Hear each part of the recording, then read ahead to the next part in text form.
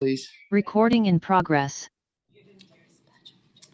Good morning, everybody. I'd like to call the meeting to order, and I will be leading the meeting today because our chair, Patrick Jones, is on Zoom, but it's a very spotty connection. So he's asked me if I could lead the meeting. So I'd like to start with the Pledge of Allegiance today. If I could have Trustee Ginsburg.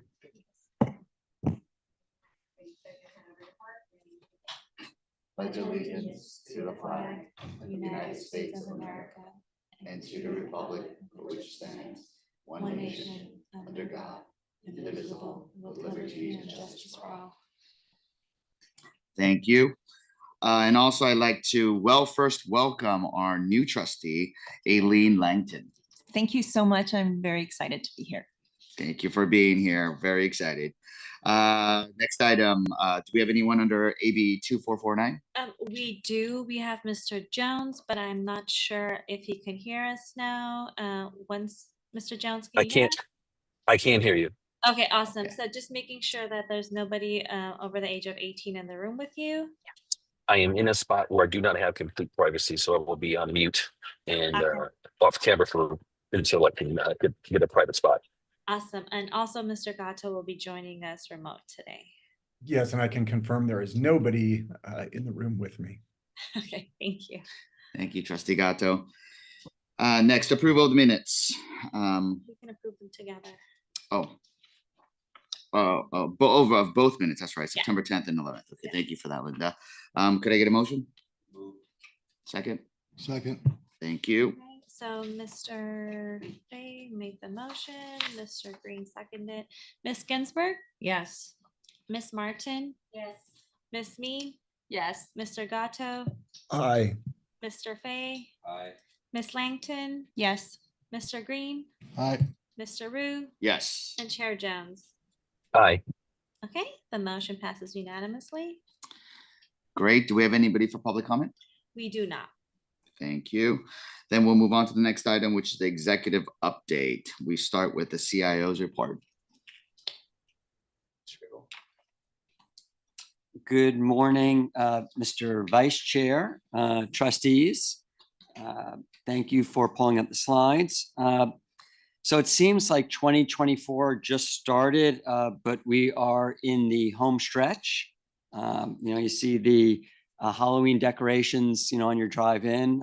We're in the home stretch. And we'll see on slide 4 when we turn to that, from a capital markets perspective, this has been a very strong and maybe a misleading year. From my perspective, it's almost like, when you see the duck swimming, that on the surface, everything is smooth, but beneath the surface, there's a lot happening. And there's a lot happening right now economically. There's a lot happening politically, I might add, and that's true both domestically and globally. So surface smooth, below the water, there's just lots of things churning. And I think that the important thing for us, and it's consistent with our investment beliefs, is that we avoid being complacent and we're always ever vigilant, even in environments where things seem fantastic. So let's turn to slide 4, please. So this slide shows the capital markets through the end of September. That's the end of our first fiscal quarter, and it's 3/4 of the way through 2024. On the top left, we can see, as represented by the MSCI ACWI IMI index, that is the broad equity market. It is our benchmark, and global equity, no matter how diversified our portfolio gets, that fundamentally is the driver of our long-term performance, our global equity markets.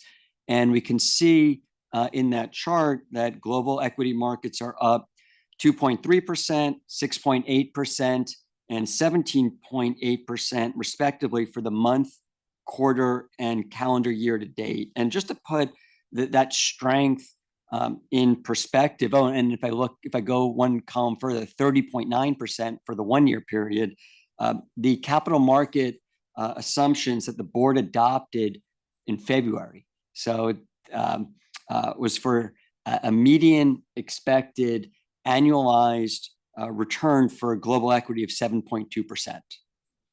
So on the 1-year basis, the markets have, 4.5x'd that.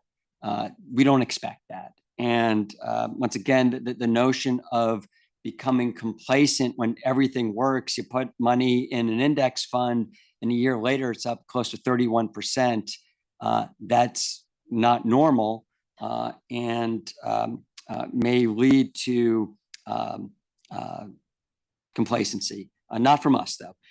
We could see in the upper right, core fixed income represented by the Bloomberg US Aggregate Bond Index. Once again, that is our benchmark.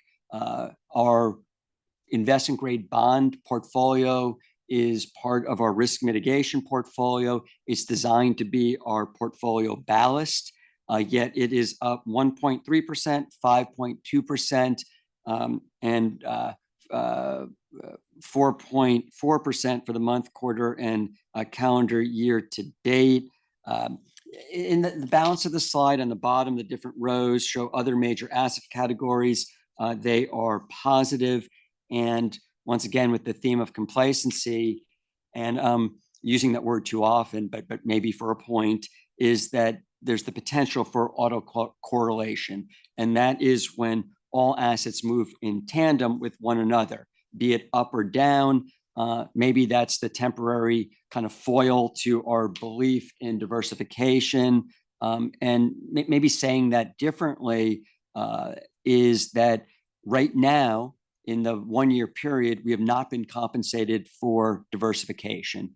And it's something that long-term we are. If you look at 10 years, you see asset categories moving not in unison, but in the short term, the asset categories are moving way too consistently. So let's turn to slide 8. This slide shows market themes and notable items to watch. You could see on the left-hand column under recent themes, we highlight the decision by the Federal Reserve at their September meeting. They lowered the Fed funds rate by 50 basis points. And they did that maybe because economic conditions may be such that some will say that the Fed engineered kind of a broad-based soft landing. I'll leave the determination of that to the history books. It's not necessarily my place to say it or not say it. But regardless of whether there was a soft landing or not, if the direction of rates are lower, that has the potential to have impacts across every asset category and across our portfolio, broadly speaking. The timing of those changes, and to the extent those changes, they could be minimal to profound. Really, the timing, the magnitude are unknown.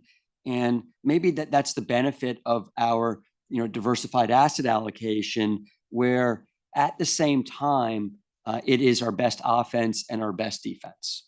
So I think that's read throughout our investment policy statement. It's the core tenet of our investment beliefs. It is our best offense, best defense. We're investing for long periods of time. And it's an anomaly when you see global equity markets up 31% in a 12-month period. Let's turn to the next slide, please. Here we can see the results for the pension through August. Compared to slide 4 with September, it takes us several weeks to close our books and reconcile our numbers subsequent to month end. And we can see on this slide, upper left, monthly return, and it says net. We always show net results. In December, we will share with the board our annual fee report. It is a public report. It's a requirement for public plans in California. And several months prior to that, and always, we're always mindful of the magnitude of the fees we pay. They're significant. And if we think about our strategic initiatives, one of the pillars is strengthen influence on fees and cost of capital. That to us is more than an empty slogan or words. There are discrete actions, principled actions that we take, including how we implement the portfolio through co-investments, through our dedicated managed account program, through hard fee hurdles. And these are programs that save us tens of millions of dollars a year in fees. So they're powerful. With that said, one of my goals as we're developing our strategic update for next year is to reflect upon the autocorrelation in the market and to challenge all the assumptions that we have with all of our business partners that we're compensated for the fees that we pay. You know, we need to make sure that all our business partners are increasingly aligned with us as the kind of that quantum of fees paid increases. So that's something that I remain and we all remain focused on. You can see in the bottom left of the slide, our AUM, or total market value as of the end of August was 80.8 billion. The return was 1.2%. Cash in the bottom middle is 1.6 billion. That's a little high, but we always have a rolling 90-day cash forecast that we maintain. And we had some sizable cash outflows planned for early September, such that cash was high going into or ending August, but was more at that kind of 3 months $1 billion amount as we moved through the month of September. It's also important to point out to the board that we use an overlay program for cash above that 3 months number, such that the portfolio is always invested. We can see on the right side of the slide our asset allocation. We began shifting in July to our new asset allocation targets. The details are on the right. We're on plan with those shifts. And the next slide, we can see returns, the historical net performance for both the pension and the OPEB trust, for details about functional asset categories or benchmarks for the month through the 10-year period. We can see that the pension is up and the top portion of the slide, 2.6% fiscal year to date through 2 months. All functional categories are positive for that 2-month period, and there is marginal outperformance compared to our benchmark. The OPEB trust at the bottom is up 4.3% fiscal year to date. I'll highlight that the $4.1 billion balance is a high watermark for OPEB. Always love talking about high watermarks. Today, that high watermark is not a high watermark, or there's a new one. We're closer to 4.5 billion today with the strong performance in the markets. And the difference in returns between OPEB and the pension largely are a function of higher allocations to public equities, to public markets. We have higher exposure to global public equity as well as REITs. Our real estate allocation in OPEB is transitioning from REITs to more private assets, so that as private markets have run, that 31% is more reflected in the performance of OPEB compared to the pension. The last slide I'll talk to or have prepared remarks on is slide 18. And here on the left side, we highlight rebalancing activities, and I'll highlight a new addition in the light blue on the bottom. We added details on OPEB on the rebalancing activities there. As the OPEB trust is more material and as we shift to the new asset allocation, it's important to highlight the attention, the time that is spent managing and overseeing the OPEB trust. On this slide, both for the total fund and for OPEB, much of the rebalancing activities are related to shifting to the new strategic asset allocation targets. And with that, Mr. Vice Chair, I will pause for questions. Any questions from trustees? No question, Mr. Coffey, for me. Sure. Slide 9. Is can't help to look at this number 80.8. I think we should take a moment to recognize this. I think should be the first time we're breaking the 80 billions mark, that at least I see. So I think it's remarkable. And then just want to say great job, Mr. Grable and the investment team.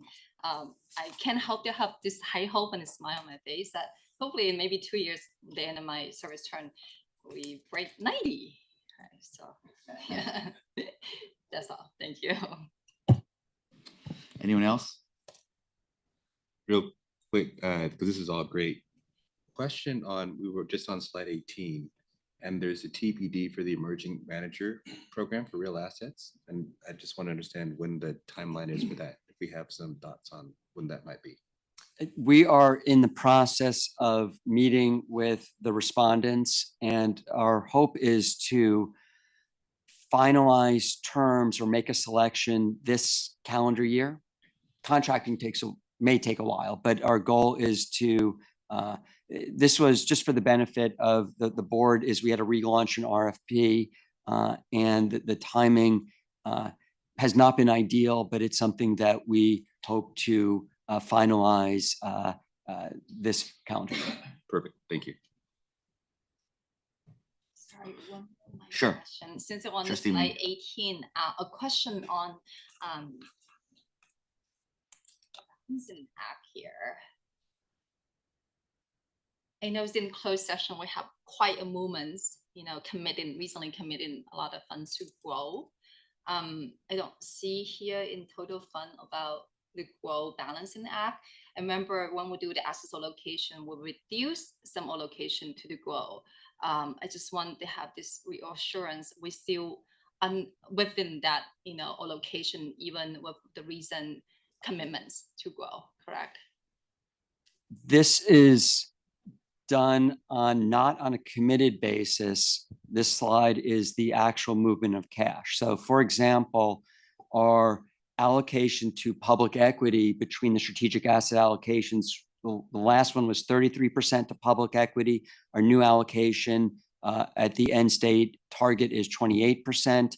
So we've been drawing down our public equity portfolio to meet those interim targets established by the board. As it relates to new fund commitments that are made, those are made in limited life vehicles, typically 10-year vehicles, 5 years in which our business partner has to call down capital. So when we make a commitment, it typically capital is not called upon closing. Sometimes there's a small capital call, but that capital is drawn over a 5-year period. Thank you. Anyone else? Seeing nobody else, we will move on to the next report. Member spotlight. Thank you very much. Oh, and thank you, Mr. Grable. Thank you very much. Please join me in taking a moment to recognize and celebrate the members selected for this month's member spotlight. Our spotlight is the time when we take and recognize somebody who has made significant contributions to the constituents of LA County and reminds us of why we do what we do. And so this month's spotlight is on Tristan Biller. He's a union journeyman carpenter, and he works at the USC Medical Center. He's been with the county for 20 plus years. One of the things that I pointed out to the Board of Retirement when I recognized Mr. Biller is that he has found what he loves to do. And that's really rewarding to see somebody do that. He made a point of saying, I love being a carpenter and doing what I do. And so he's chosen to remain doing that for his career. He is planning to retire shortly in March, and he will be continuing to pursue his artistic endeavors. He is an artist in a lot of different mediums, I should say, is be the right way to say that. And so we thank him very much for his service to the county. And congratulations, Mr. Bill, on your upcoming retirement.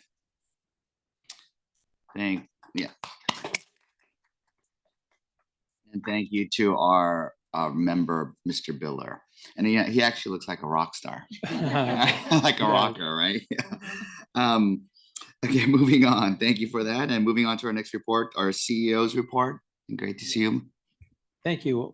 First of all, I wanted to apologize for not attending the BOI offsite. I did watch it remotely, but wasn't able to really participate. Fortunately, I was battling some health issues, and so I'm a lot better now. And so I guess the silver lining is that I lost some considerable weight. I got reacquainted with my ribs that I haven't seen since my college days. But I'm back and really happy to be here, quite frankly. So I wanted to start off our CEO report with the LACERA election. And so I wanted to welcome Trustee Langdon to LACERA. We look forward to working with you, not only on the investment side, but that you're starting today, but also on the Board of Retirement side, which is a completely different animal altogether. And so we're looking forward to providing you the orientation, education that you need, get you acquainted with the organization and with also the senior level staff. And so we're looking forward to that. So the Board of Supervisors did certify the election yesterday. And so you were sworn in, I believe, yesterday as well. So congratulations on your election, and we look forward to working with you. So also in terms of our management offsite, we have an annual get together with the senior level staff, and we talk about our strategic planning efforts, where we are, what we need to do moving forward, how we're accomplishing and executing on the strategic objectives that were outlined by the Board of Retirement. Of course, the Board of Investments did have some input in those particular areas as well. And so we're looking forward to that particular meeting. It's going to be held in November 19th, I believe, at the Huntington in not San Dimas, but San Marino. Mr.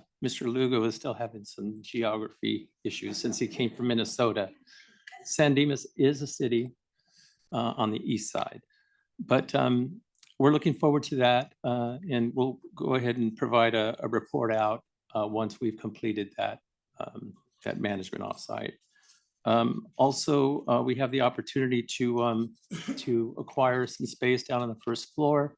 We're looking into that to see if we can go ahead and take it over and also create a much more comfortable and larger hearing room. It has to do with when we have joint meetings, there's 18 of you sitting up there, 20 of you sitting up there. And so we really need to take that into consideration. In addition, not sure exactly what's going to happen with the makeup of the board, assuming that the proposition that to expand the county government gets larger. And so we need to take that into consideration as well. And so we're looking into that. We'll have a space planner come out and help us with trying to lay the space out. And we'll definitely get back to you all for any input that you may have in the development of that space. Also wanted to make sure that I talked to you a little bit about the county litigation. Right now, the deadline for the courts to determine whether or not they're going to hear the case at the Supreme Court level is scheduled for October 31st. And so we will, as soon as we know anything, we will go ahead and inform all of the trustees about what the status is on that particular litigation. We're hopeful that they do not hear the case, and then the order will go into effect immediately. In terms of retiree healthcare, I did want to report good news. I know that the goal of the Board of Retirement is to eliminate the lifetime maximum benefit. The LACERA has been lobbying for more than 30 years to try to get the $1 million cap lifted. We were able to convince the CEO's office to increase the lifetime maximum benefit by 50%. So it's going to go from $1 million to $1.5 million. That will be effective July 1, which is the new year for our benefits, medical benefits. And so I think that's a positive development.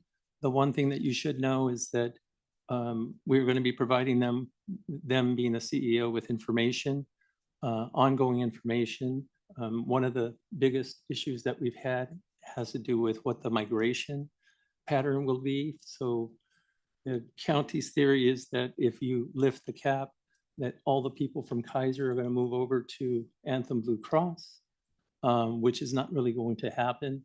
And so we have that particular issue. And so now that we've lifted to $1.5 million, we'll see what that migration pattern is. Our ultimate goal is to eliminate it altogether because we think that is in the best interest of our retirees. It's a matter of fairness as far as I'm concerned.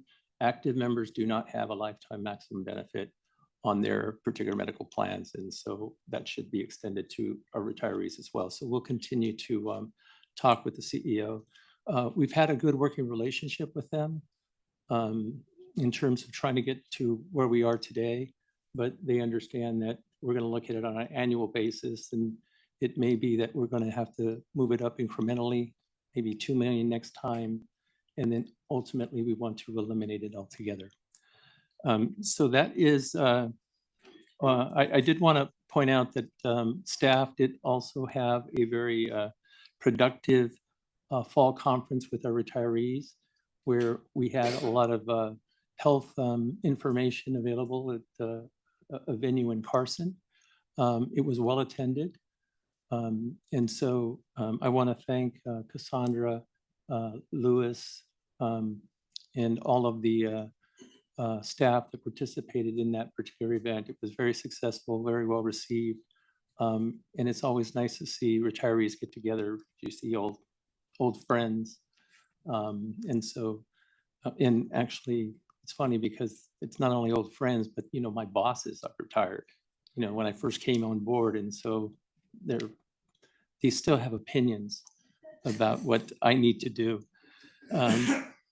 But with that, I did also want to recognize, I'm sorry, John, taking a lot of time from you. I did want to recognize Jude, Perez, JJ, and Lewis. They actually made a presentation to LA County Management Council last week. I thought it was well received. I think that the individuals, I think Jude's presentation in particular was very, very important. He highlighted the strategic objectives that you all have, the importance of asset allocation. He showed them the numbers. And quite frankly, I think that they were all very, very impressed with the presentation as a whole. But I did want to recognize Jude. He did a fantastic job representing LACERA. And so I think we should. So with that, be more than happy to stand for questions. Anyone have questions for our CEO? I just have a comment, just that, that increase of the cap, that's huge. It's a step in the right direction. It's really awesome. Yeah, awesome, refreshing to hear. Yeah, it was a heavy lift, quite frankly. No. 30 years of no, and we finally got them to agree to move it. So I think you're on track with it, and yeah, that's really awesome to hear. So thanks for that. Anybody else? Trustee Me, go ahead. I'm a little bit confused with the agenda item, how we're moving along. I'm not sure, do we have more presentation from CEO's report now? That's all? No. Okay, in that case, I would ask my question. On page, I want to point out page 30 on the whole PDF package. Page 30, that's a general active member election wrap-up report. So in that report, if we can show that report, that would be great. They don't have it up. We would have to send it to them. No problem. So I would just say it out loud. So in that report, I noticed, first of all, this year election compared last year, we including ballot to all the members to vote, and then that's a great effort the team that made, and thank you for that. And then I do see the number come out that like 1,190 members vote through ballot. So that means that it's really meaningful move that we make it happen to meet our members where they're at. Not everybody want to vote online or like by phone. So then I can imagine a lot of members, their daily job might not involve with computer, right? So they might be worker, a steward worker. So I think it's very important that we continue to doing that. providing a means to reach them so that they have a voice. Their voice matter, everyone's voice matter. So thank you. And then along that line, of course, I'm very pleasant to welcome Trustee Longton to join us. She's one of the 2 members with me representing general members. Great to have you here. So although we have voted and represent about 85,000 general members. However, I want to point out that among this whole board, regardless what kind of seat that we're sitting on, we share the same responsibility, to all members. We have the same fiduciary duty to all members. So welcome, and thank you for joining me represent our general members. Thank you. And, one minor comment on one of the report. I don't know. I think we might have it. It's on the PowerPoint slides. It's page 45 out of the whole package. It's the key financial data. We have it, show.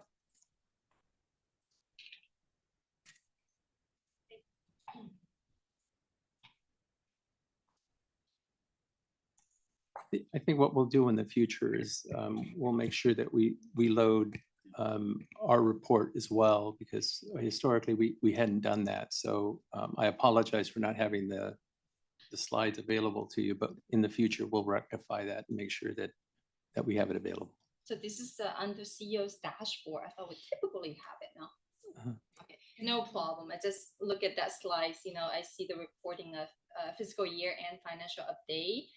Look at all the chart. It ended 2023. I just wonder how come we don't include 2024 number there, because that year already closed. Also, we'll have the number already. We'll look at that and see what we can do. I think the 2024 comes up when we do the financial report, which is closer to December.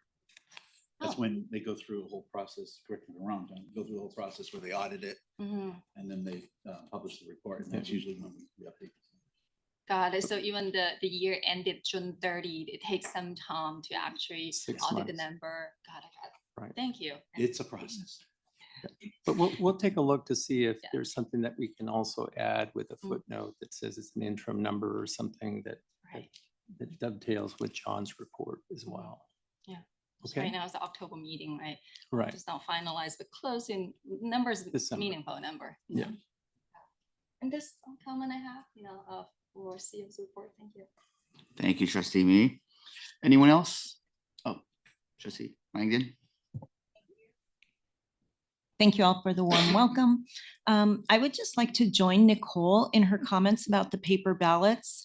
If there's any discussion about eliminating them, I would encourage keeping them at this point still, because a number of people told me that they really like the paper ballot, and by the numbers, we could tell that a lot of people used it. Yeah, I can tell you just a little history. About, I think it was 4 years ago, maybe 3 years ago, the county did away with paper ballots and they went to electronic format and telephone. And we objected, very, very vociferously. And the next year, we were able to convince them that the paper ballot was important. It really didn't have anything to do with us advocating for it. It had to do with the fact that everybody in a general election now receives a paper ballot. And so we said, well, why are we being treated differently? And so we convinced them that a paper ballot is the way to go, that we needed three avenues to vote, and they agreed. And so I haven't heard, there's a new executive officer. And so we were going to have a conversation with him as well to make sure he continues that practice. I don't think that's going to be a problem.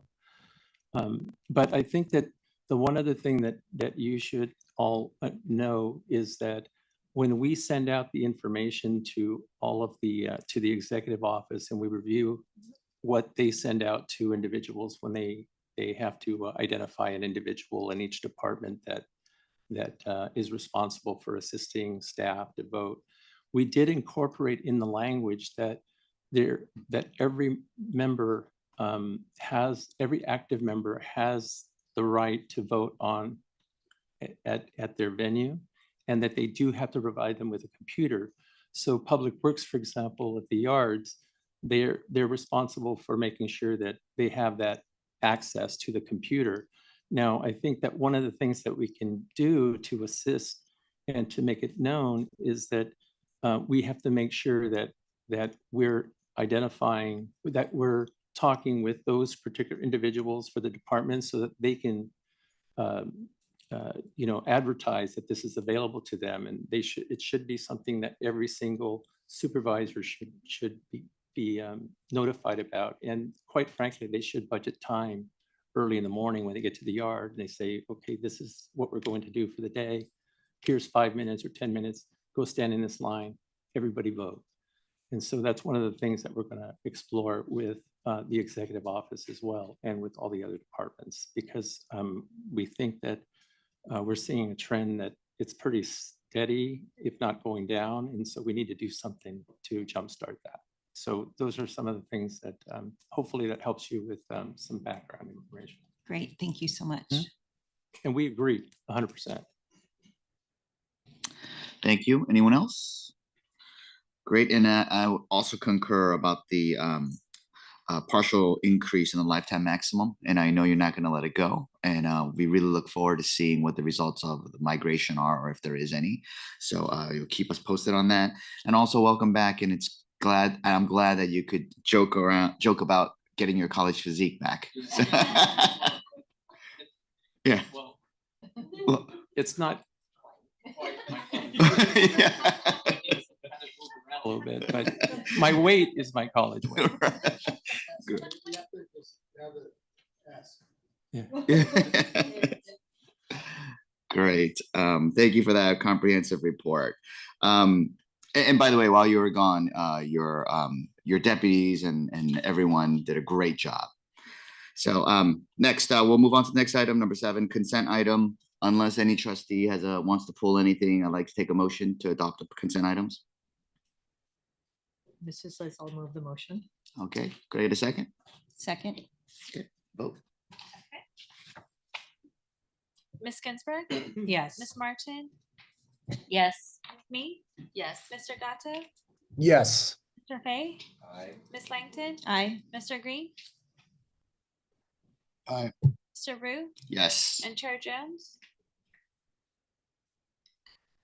He's absent. So the motion passes unanimously. Thank you. Non-consent items, number 8. We'll start with the actuarial funding policy and interest crediting policy approval. Welcome, Mr. Lugo. Yes, thank you. Good morning, Vice Chair Rue. Good morning, trustees, and welcome, Trustee Langton. So this is a culmination of over a year of introduction in terms of this topic. We first introduced the topic in last year's Board of Investment offsite, and a lot of the information you'll find in your packet. So we're pleased to present the recommendation to adopt the revised actuarial funding policy and a separate interest crediting policy for reserved accounts, effective with fiscal year beginning July 1st of 2024. Within your board packets, as I stated, you'll have a memo dated September 26th, but also a more detailed memo dated August 26th that goes over the details and the changes of the funding policy and the revised interest crediting policy. Additionally, the team provided an in-depth presentation at last month's Board of Investment offsite. And by way of background, LACERA's governing body has established, i.e. the BOI, the funding policy to guide our funding decisions, fulfilling the board's fiduciary duty to provide benefit security for our members while minimizing the duty to provide, while minimizing our plan sponsors' contributions. The revised policy incorporates the principle-based framework with the following key processes as outlined in your memo. First, describing the Board of Investment's goal in funding the plan. Also, identifying the legal parameters governing the BOI and LACERA regarding actuarial matters and funding. Establishing a framework to calculate contributions. Guiding and explaining LACERA's annual valuation and triennial experience study. And then lastly, assigning the allocation of realized gains and losses to the new interest crediting policy. And as we stated in our presentation last last month, this policy really is core to our mission when we talk about producing and providing the promised benefit to our members. With that, we do have the team. I'm the spokesperson, but certainly the team behind this that worked collaboratively throughout the last year, the investment office, especially with Vache, as well as our legal team with Steve. And we do have our actuaries and Ted Granger with our financial and accounting services division ready to answer any questions. So with that, Vice Chair, I'll pass it over to you. Thank you. Any questions?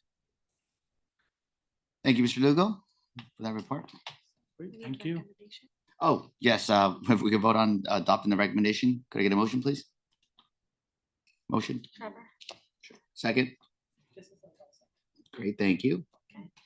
Okay, Ms. Ginsburg, Yes. Ms. Martin, Yes. Ms. Me, Yes. Mr. Gatto, Aye. Mr. Fay, Aye. Ms. Langton, Aye. Mr. Green, Aye. Mr. Rue, Yes, and Chair Jones. Okay. The motion passes unanimously. great. We'll take the next item, approval of LACERA and SEIU MOU bargaining units 850 and 851, amendment and tentative agreement. Good morning. This morning we have an item before you, which is to approve the LACERA and SEIU amendments to bargaining units 850 and 851.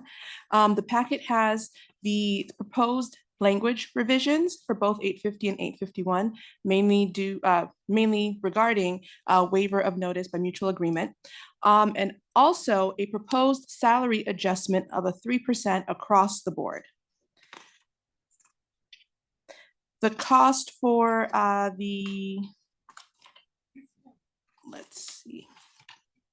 changes are also reflected in an appendix. And the cost for the MOU 850 and 851 is approximately $1.4 million. Great. Can I get a motion to adopt? So moved. Thank you. Ms. Ginsburg, Yes. Ms. Martin, Yes. Ms. Me, Yes. Mr. Gatto, Aye. Mr. Fay, Aye. Ms. Langton, Aye. Mr. Green. Aye. Mr. Rue Yes, and Chair Jones. Okay, the motion passes unanimously. great. And I think you're doing the next item as well, I am. the non-represented and management staff salary adjustments. Yes, similarly, we'd like for the boards to consider and approve salary adjustments for our non-represented and MAP participants. The effective dates would be different. So for the non-represented, it would match our represented staff members for October 1st, and for the MAP, it would be January 1st. It is a 3% across the board salary adjustment, and that cost is approximately $2 million. So I do have a statement to read, which is prior to taking final action, the legislative body shall orally report a summary of a recommendation for final action on the salaries, salary schedules, or compensation paid in the form of fringe benefits of a local agency executive as defined in subdivision D of section 3511.1 during an open meeting in which the final action is to be taken. And since section 3511.1 covers the deputies, CEO, and the AEOs, and all division managers and everyone under contract, we do have to make that statement regarding the non-represented and MAP adjustments. So this paragraph shall not affect the public's right under the California Public Records Act to inspect or copy records created or received in the process of developing the recommendation. So the recommendation does include a 3% across the board salary increase. Great. Can I get a motion to adopt?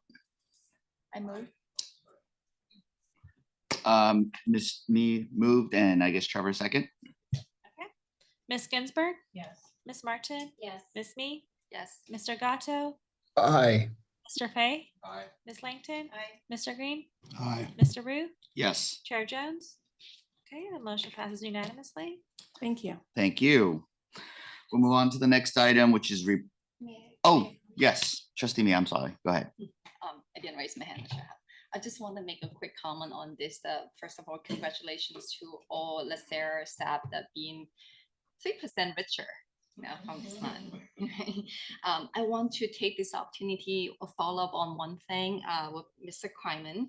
I know that we hired a consultant to do a compensation study, correct? I just want to know if there's any status update on that to share with this board. Sure, I'm able to answer that question as Mr. Kryman makes his way. We have completed the study. It does need to go to the executive office for approval, and the next stop after that would be the JOGC. So the consultants have finished doing their work. They have prepared documents for us to review, a presentation, and we have that meeting scheduled for the end of the month. Fantastic, that's exciting. Thank you. Thank you, Trustee Me. I have a quick question on the non-represented and non-map, non-rep and map on the this obviously, overlays or underlays the contractual represented 851, 850. The same timeline applies, correct? So meaning that when the 850, 851 comes up in 1 year, the 1 year extension, this will also be revisited, correct? Yes. Excellent, thank you. Thank you. Any other questions, comments? Seeing none, I just want to concur with Trustee Me with our recent $5 billion fund increase. I think 3% increase for LACERA staff is much deserved. Thank you. Moving on to the next item, reports. I got a request from Trustee Langton to pull item B, the 2025 Star COLA program cost. And Mr. Granger is here. Trustee Langton. Good morning, Mr. Vice Chair and Board of Investment Trustees. My name is Ted Granger. I'm with LACERA's Financial and Accounting Services Division. Just a couple of quick comments, I think, to follow up on the 2024 annual financial statements for LACERA. JJ characterized it perfectly. However, I would just add that it is a little bit of a long process for LACERA to prepare those financial statements. Technically, per SERL and per GFOA, we have until December 31 to publish those statements. However, in working with our partners with the county, we actually prepare those statements early and we get those done by about October 15th. So we are literally in the middle of trying to get our audit opinion and get those statements to the county so they can prepare their statements. And I believe they go on through about December to issue their statements. So that's why it takes a little bit of time to get those done. Also, I would point out on that report, I would request that the board be mindful of accounting data versus investment data. Investment data is largely part of John's report. Accounting data is different.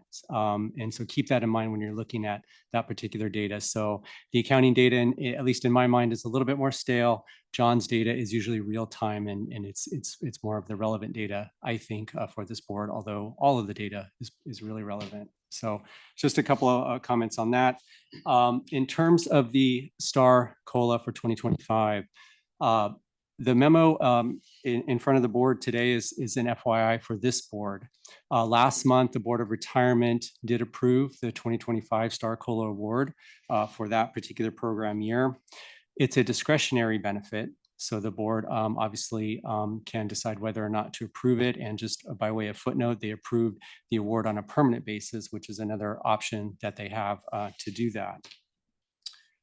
So it impacted about 426 members for the STAR COLA, and there's no action required by this board. In terms of just at a high level, how that program works, essentially, and I'll try to be as simple and high level as possible, and we can certainly dive into the details if necessary. But it really starts with the statutory COLA in April. So there's two COLAs that can be awarded to retirees. One is the statutory in April, and this STAR COLA is the second one in the middle of the year, which is awarded, and it begins in January of the following year. We start with the statutory COLA because we look back at the CPI for the prior calendar year. That CPI, for example, and the examples I provided in the memos and the materials, was 3.5, and the statutory COLA award in my example was 2.0. So there's an excess CPI that the retirees are not getting, the difference between the CPI 3.5 and the 2.0 statutory COLA. That 1.5 is banked or put in an accumulation account. We keep track of those accumulation accounts depending upon the year that the member retired. We also keep track of them by plan. So in the middle of the year, after we award the statutory COLA, we look at the star COLA, we look at the banks, and we say, okay, what are the amounts contained in the banks? The banks typically start when the member is retired, and they can increase from there depending on the excesses as they accumulate over time. Once we hit 20%, that's a 80-20 sort of split. Once that bank exceeds that 20%, that's how LACERA measures it, that member's purchasing power has declined. So for example, if the bank is 21.5%, that would mean the member's purchasing power is 78.5%. That member's purchasing power has decreased. We would ask the board to restore that to the 80%, thereby awarding them that 1.5 from the bank. So essentially, that's the mechanics. Sorry, it's a little bit detailed, but that's the mechanics for how the star COLA works. So statutory COLA, excesses are banked. Then the star COLA is reviewed. Those banks are reviewed mid-year. Anything above the 20% can be, again, on a discretionary basis, awarded by the board for eligible members. In terms of funding, we do have a star reserve. In 1994, with that agreement with the county, the retirement system funding agreement, the county established the star reserve. It was funded at that time with excess earnings. The balance went up to about a little bit over $1 billion at one point. Those balances are only used to fund star benefits. We're now at about $608 million. The board chose to award the star on a permanent basis. That means we take out the 1.6 million, the cost calculated by Milliman, and we put it in the employer reserve. We pay those benefits for a lifetime. So when the board awarded it on a permanent basis, we account for the money on the reserve accounts, and that award, that increase attributes to the member's base retirement benefit for a lifetime, essentially. I think that's about it in terms of. Go ahead, Trustee. Okay. Thank you so much for the explanation. I think my confusion when I read it was it said on a permanent basis for the last 2 years, and I was just, and then it was asking about 2025 again. Yes. And I was just confused if we decided on a permanent basis, why would we need to reconsider it? That is a great question, Trustee Langton, through the chair. So, and there is a chart in the memo. And so what we mean is we basically take a look at the program years. And so for each program year, the board decides whether or not to award it on a permanent basis. So when we're looking at the history, there are certain years where there was no star COLA availability. There was no award to make, okay? So when we referenced the last 2 years, because of the status of inflation for program years 23 and 24, the ability to award the star COLA was available to the board, and they did make those awards, and they did make them on a permanent basis. So now that language is basically for the last 3 years, essentially for 23, 24, and 25. The board opted to do the same thing, to make the award and to do it on a permanent basis. So it just goes up every year and that next level continues for a permanent basis? So the difference here is that from a star COLA program perspective, the ad hoc part of it means that the board has to decide each year whether or not to make the award. From a program perspective on a permanent basis, it means that amount, that 1.5% becomes part of their base salary, and the board doesn't have to take action going forward. So it's built into their salary starting January 1, but built into the retirement benefit starting January 1, go forward. Did that help? I think I'm just getting stuck on the word permanent. Yeah, so the difference there, and I think it might stem potentially from some of the legal language to start. Again, it's not necessarily the board. If the board awards it on an ad hoc basis, that 1.5% is not reduced from their balance. That means each year we have to ask the board to award that 1.5. If there's a potential star COLA for next year, we would ask the board to reapprove the 1.5 and any other excess balance. So it would be a perpetual consideration or award from the board, ad hoc. The permanent means two things. It means the board doesn't have to look at it again. And then permanent in terms of the retirement benefit adjustment. Does that help or no? That helps. Thank you. Okay, sure. Thank you. Thank you for that very comprehensive report. Detail. But is there, I'm sorry, is there any other questions from any of the trustees? Oh, Ms. Me. Thank you, Trustee Lanton, for pulling the item. I happen to have a question as well. As reading through the report, I noticed that Plan G members do not qualify for this benefit, correct? Correct. And then JJ, correct me if I'm wrong. I believe we have about 30 to 40,000 members in Plan G. Right. Over 30,000. So there's a lot of members there. And then speaking of representation, majority, I would assume them the all general member. And then I have this question that I feel like if they ask me when they like why we don't eligible for this benefit, I don't have an answer. So if you can educate me on how this is how this policy, this law was set, that Plan G is not eligible, and then that would be very appreciated. I can answer the question if you haven't get asked by a member. Okay, sure. So that might be something where we need to work with our legal team to review the law and bring back a summary of why that benefit is not available for Plan G, a summary of the PEPRA law. No problem. I can't wait. Thank you. Okay, sure. Anyone else? Seeing none, thank you so very much, Mr. Granger. Sure.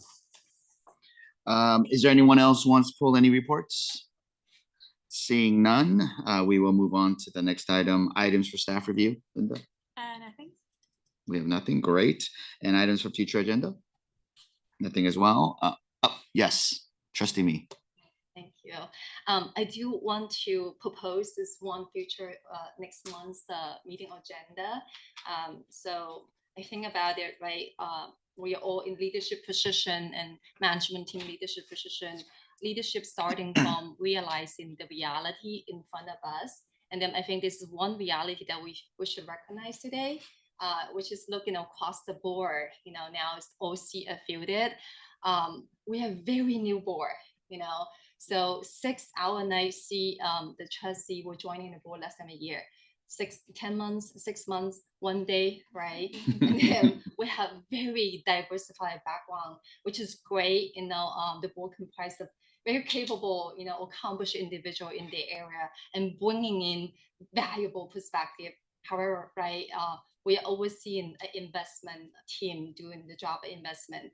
And investment is a different language. And then it's a language that majority of us is not our day-to-day job. Only few of us might come from the background of investment finance.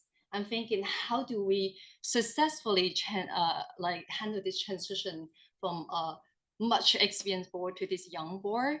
Like about a year ago, you probably have a board have experience of 20 years experience on this board, 15 years experience, 10 or 5 years experience. That's just a year ago. Looking at today, a year later, we have very different. So how do we handle this transition, make sure we're effective and our learning curve can be shortened, and then, we'll do a job of overseeing the investment more effectively. So I think this is the time that education is so critical, so important. So I believe now is time that we need to come up with a educational plan, trustee educational plan. I'm not saying that we haven't done enough. Perhaps a lot of great training that were done before a lot of us joined the board. And in addition, a young board compared to experienced board, we need more. We just need more education.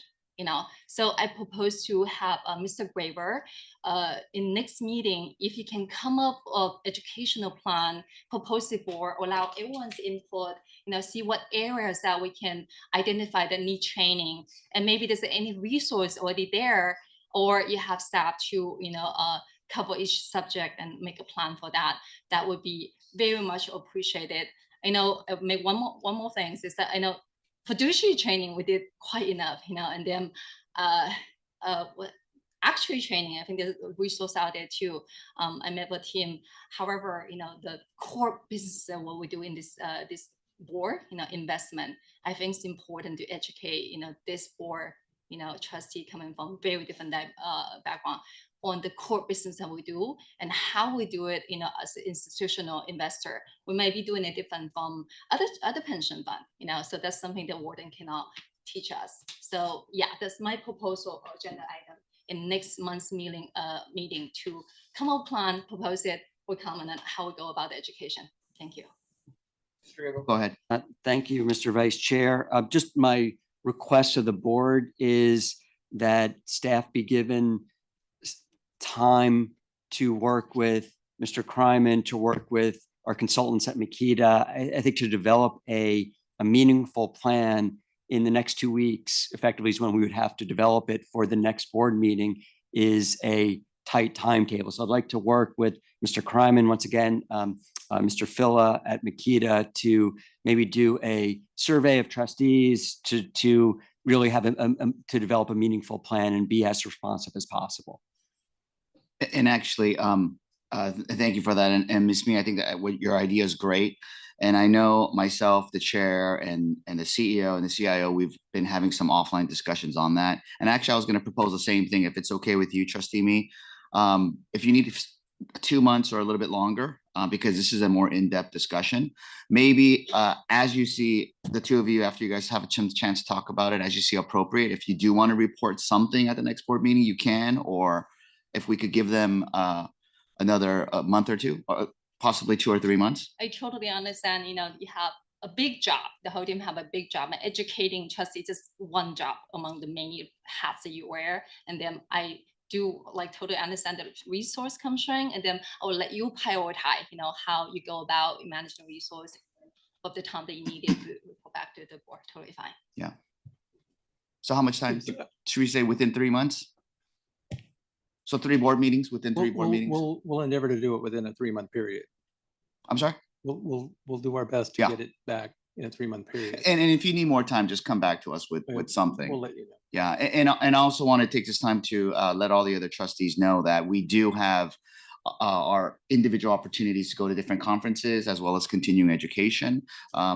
Track with Linda on the board policy. We have a very robust policy. And there's current board members and past board members that went beyond and did other educational, even beyond what's on the list that we get. And I know I believe previous board members went to Harvard, because I went to the Wharton School. It was very good training. People who went to Berkeley also loved it. But then I know other trustees in the past have been to Harvard, as well as some of the London School of Economics and whatnot. So there is opportunities. I would highly recommend that you first speak with the CIO or some of the other staff to get their take on the various conferences, because they will try to prep you for some of the more marketing conferences versus educational conferences. But you do have the opportunity. And I'm going to channel Ms. Gray from the BOR, who really preaches which conferences? SACRS.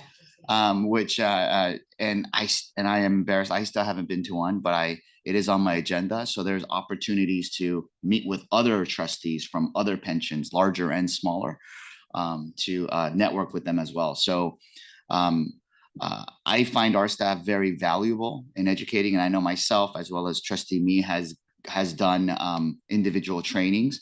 But then I also realized the staff taking time out of their day just to do training just for me, it might be cumbersome. That's why myself and Ms. Mee talked about doing it combined. So there's a lot of options, but there's a lot of options on ourselves, even without the LACERA team, that we could go and seek opportunities. So Can I just, I just wanted to echo, Mr. Grable's commitment to try to get this done. But I do want to point out that, that I believe that the investment team have done a tremendous job, quite frankly, of trying to educate each and every one of you. The direction that we had been given prior to the makeup of this particular board was that each individual trustee was to take ownership of their own education. And they wanted to personalize it because there's some individuals that would like to talk about public equities and learn more about that. There's others that want to talk about credit and the other aspects of it. And so we had a report, the Mosaic report, that was done about 2 or 3 years ago that we talked about not only the education, but also the travel policy. If we're going to be moving towards more of an in-house sort of training program, then I'll tell you in the report, just because I need to take a look at it as the the CEO, I do have to take a look and marry the travel policy as well with this particular issue, because if we're going to be doing more in-house training, maybe there's not a need for the trustees to travel quite as extensively. And so that, I know, has been a sacred cow, quite frankly, in terms of the board members in the past. It looks like there's a new direction, and so we're going to take a look at it comprehensively. That's why it's going to take a little bit more time. And I also have 9 other or 10 other board members on the other side of the shop that may not feel the same. And so we need to make sure that we're coordinating all of those things, because the travel and education policy is for both the Board of Retirement and the Board of Investments. And so if there is a desire to have more internal education, although we do provide a tremendous amount of education at every single meeting. Committee meetings in particular are really good venues to learn about specific topics. And so, but we'll look at it, try to come up with some sort of a training program that is acceptable, and we'll move forward. But I'm just letting you know that we're going to look at this thing from a comprehensive perspective. We'll reevaluate the Mosaic report and try to figure something out. May that I works. add a comment to that? Where you say, speaking from personal experience, I've been on this board for 10 months, and then I do take advantage of outside conference training classes out there, the resource maximize, what I can take from out there to help me to prepare for this board role. And those resources are very critical, very important. They does their job, in different area. For example, going to conference and understanding, what other, asset managers doing there in different asset class, what's the trend in the world. And then warden class, teach you the fundamental of investment portfolio management. However, there's components, of the training that cannot be done by outside source. For example, as LACERA, we have different set of policy and guideline how we go about investment. Right. And then those things cannot be done by outside source. In my opinion, this both inside in-house and external conference both are needed. And then maybe come up plan that identify in all the areas in need education, which piece is covered by where already and which piece should be in-house. So that would be my suggestion. I'm not debating the merits of outside education, internal education. I have to look at it holistically, is what I'm saying. And we'll come back and make a recommendation to this particular board, because there are certain topics that our staff, for example, are experts in, that they can go ahead and provide that particular education. Now, just keep in mind that John's staff, the value of John's staff is not education. They're not professors, they're not teachers. They're investment professionals. And the more that we can make sure that they're looking at the investments and making the right recommendations to this board, that's the value to our members. And I understand the importance of educating trustees. It's very, very important that you all are comfortable with the decisions you make, that you have the information that you provided. And I think the investment team, quite frankly, does a tremendous job in terms of making sure that you all have the information that you need. They're available to you all whenever you need them. We provided individual counseling, or not counseling, I'm sorry, individual instruction for specific topics that you all want. So I'm not debating the merits of outside. I'm just saying that there has to be some sort of a balance because I have to recommend a budget, quite frankly. And so it'd be irresponsible for me not to look at it from that perspective. Trustee Finn? Because I understand Trustee Mee's point, and definitely Santos and John, like, we want staff working on investments, right? So maybe it'd be helpful among us to discuss, not just the board, but get an understanding as to what we think are gaps, and then figure out what specifically we can figure out that we don't have from the outside world. Because I think we really don't want staff spending time teaching us stuff that we can learn somewhere else. We want us making that 80.8 go up. So that's my only thought. Yeah, that's a very good suggestion. Appreciate that. So we got to be careful. It's almost becoming the agenda item. So, but yes, I think this is a great discussion, and obviously, if you need more time, it looks like if we're going to do a whole overhaul of the policy, I think it's a much longer discussion because, as Santos mentioned, that there's two boards. I think this newer board is more open to new ideas, and I know even with the CIO, we had a conversation about even the retreat, how that works out as well. So I think I can only speak for myself, and I don't want to speak out of turn, especially when a chair is not here. So maybe we could have some offline discussions with the chair as well, get a little bit more direction, and whether before any recommendations are made, maybe we have a more in-depth discussion, or as you said, surveys, and figure out the pulse of not just our board but also the BOR. Right, which might have a completely different perspective. So, and I know in the past this has been some of these items have been very sensitive. So yes, let's take it methodically. But I think what Trustee Mee is bringing up, I and other trustees are pretty much agreeing. We would like, training, but at the same time be respectful of staff. So, thank you. Okay, any other future agenda items? Okay, then good of the order. Oh, yes, please. Mr. Green. Yes, thank you. This is a good segue. We're, obviously an emphasis on education. I think that both boards, sitting on both boards, I can speak from that side also that there is an emphasis. And I think it's important. I do want to raise a concern that I have as far as the last Board of Investment meeting and the offsite. I haven't been on the board a long time, but one thing I found reliable is the process, the order in which our meetings go. And there's typically a clean break, and timing is pretty reliable as far as between general and executive sessions. But what I felt happened at the offsite was a deviation from that process as far as the timing. There wasn't a clean break, and it resulted in a little chaos. And as a result, when it got to go to the order, I think there was things that needed to be said that weren't said.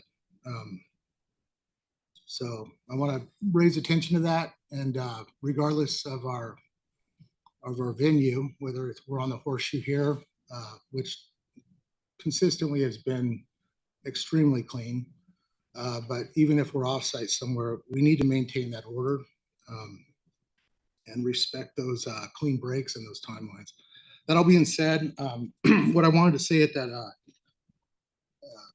offsite was I wanted to acknowledge staff's effort in putting together. The first offsite that I witnessed was in 22. I participated remotely. I was elected, but not in office. And every single offsite, whether it's the BOR or BOI, it's glaringly obvious it's well thought of and well put together.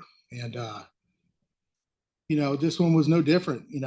Some of the speakers, dynamic. Every single one of them has been just really good, and it's put together for us on this horseshoe, and it's part of our education packet.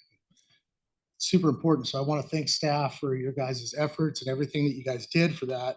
And also too, it was 9/11, and I need to tip the hat to the staff that pulled it off.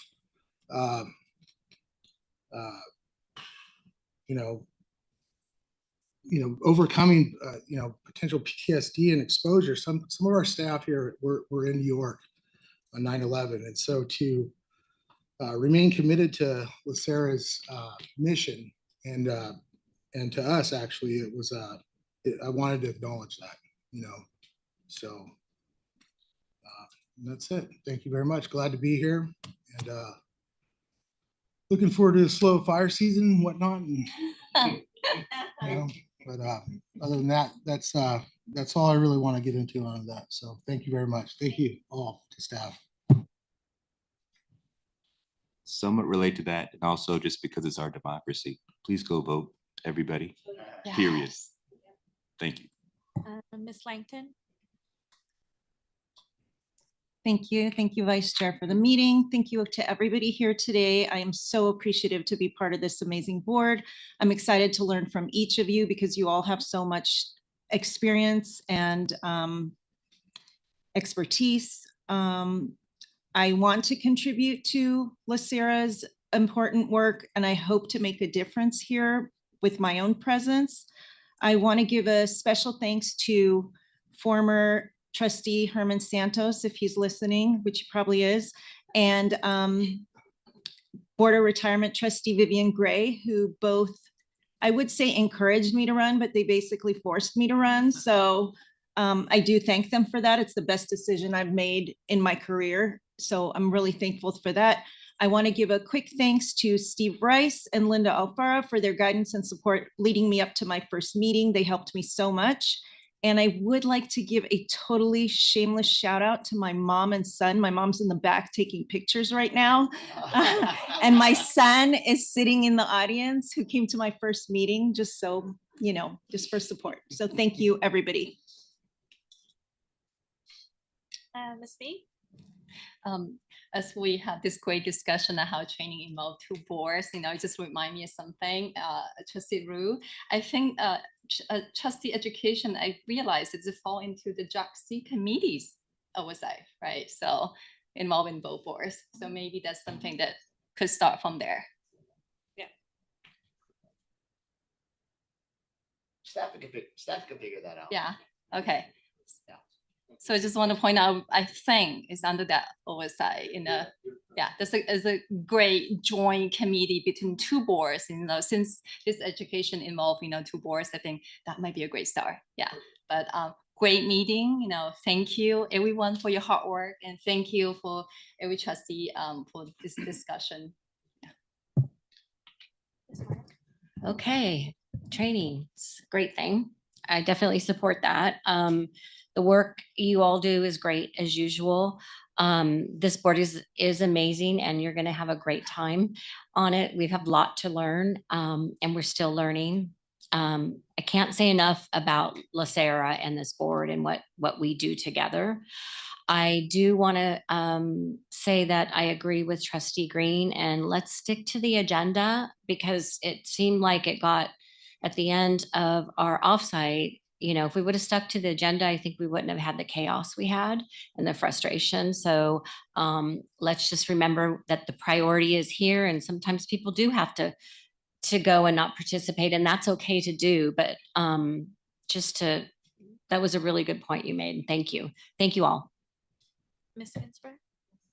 I just want to thank all staff for your hard work. It was a great meeting. I look forward to more training. I think staff do provide excellent training on all the topics, but a little more guidance as to maybe foundational education and maybe how to approach some of the conferences that are not that are offered outside would be helpful to try to squeeze it into our busy schedules. We all have a lot going on, so that we can lay out a path over the next few years for some of us. Thank you. Mr. Gatto? So I don't have anything. Thank you, though, for asking. Thank you. Mr. Jones, I don't think he's anywhere that he can. Mr. Jones? Okay. Mr. Abel? Yeah. Yes, a couple things. One, I want to welcome Trustee Langton to the board. We look forward to working with you. So I know that we've got training scheduled for next week, so I look forward to that. Second, kind of on a personal note, hope everyone in Florida on the West Coast is as safe as possible. Looks like there is a big storm headed there, so I hope everyone there is safe. Trustee Green spoke about first responders in the context of 9/11. There are a lot of first responders that all of us are dependent upon in situations like with Hurricane Milton, I believe it is. On a positive note, I'd like to welcome in the back of the room, Mike Lombardo. Mike joined us in August as an investment officer in our corporate governance team. Mike joins us from Kane Anderson here in Los Angeles, where he is the head of ESG strategy. So today you saw Scott and Dale presenting.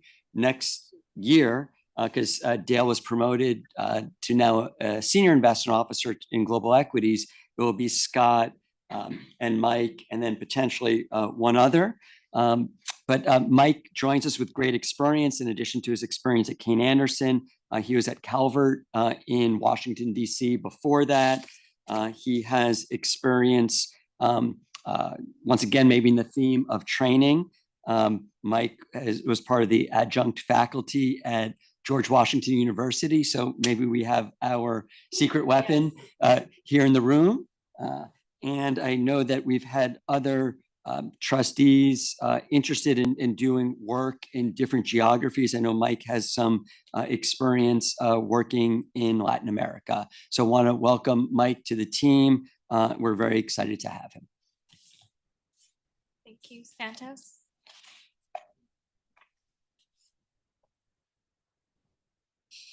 I think actually I've said plenty today. So all I want to do is just give my Dodgers a shameless plug and say, go Dodgers.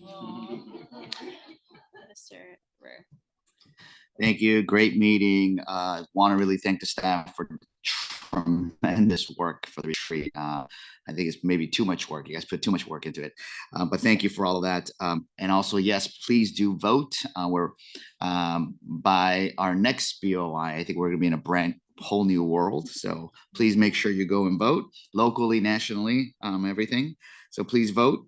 And for training, I just want to make it clear to the executive staff as well as the staff of LACERA, the oldest board member on this BOI board is, I think, 3 years old, which is our chair.